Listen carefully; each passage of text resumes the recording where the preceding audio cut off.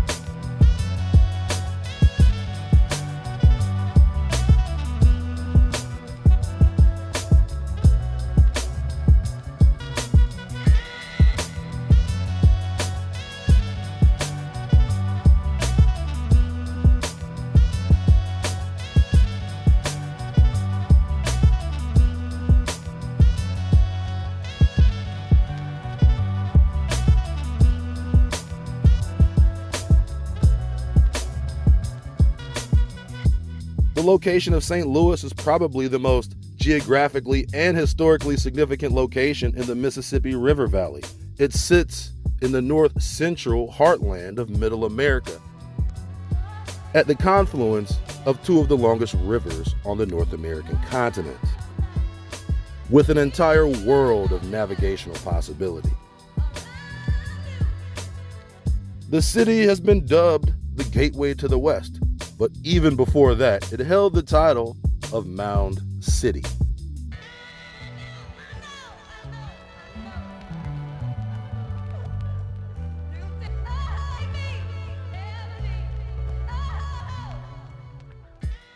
It is impossible to truly know what this area looked like prior to colonial invasion, but one significant fact that must not be overlooked is the enormous population of this area, which was reportedly larger than London, Rome, or Alexandria, Egypt.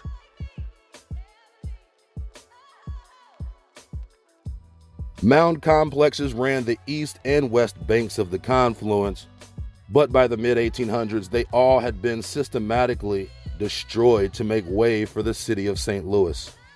Let's take a moment to compare and contrast the archaeological past from St. Louis and compare it to that of ancient Egypt, or even that of Mexico. At the time France invaded Egypt, they were also invading the heartland of North America. When the French discovered Egypt, they sent their top scholars to account and preserve Egyptian history, while at the very same time, they set up shop along the Mississippi, but in complete contradiction to the way they preserved ancient Egypt. They literally destroyed, built over, and suppressed any history concerning the civilization living in the area they had just conquered, while promoting the intellectual material of people on the other side of the world with the exact same oppositional disposition.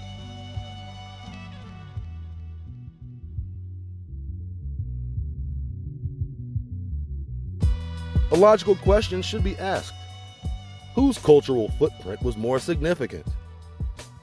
And this doesn't include the societal footprint of Mexico City, which may have been even more populous. But even here, there's a serious contrast in the preservation and restoration of Mexican temples in pre-Columbian history in comparison to the preservation of temples in America. Most, if not all, of the notable temple complexes in Mexico, Central, and even South America were at one time also mounds themselves, covered in layers of forest brush, just like the mounds in the Mississippi Valley. The only difference being they were later uncovered, preserved, and restored. And of course, we know within the whole theme of restoration is another level of deception and slick fuckery.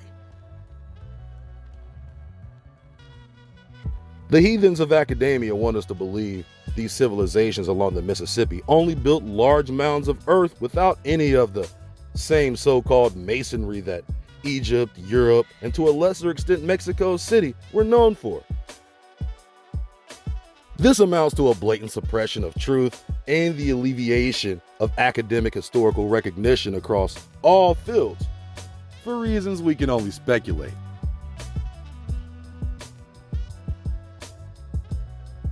They are far more comfortable showing indigenous Americans half-dressed, slant-eyed, and barefoot, with the height of their societal accomplishments amounting to a hill of dirt, rather than the truth being that this so-called New World was in fact the Old World and was the stage for all the history soon to be rewritten by the scribes who sought to take credit for accomplishments that weren't theirs.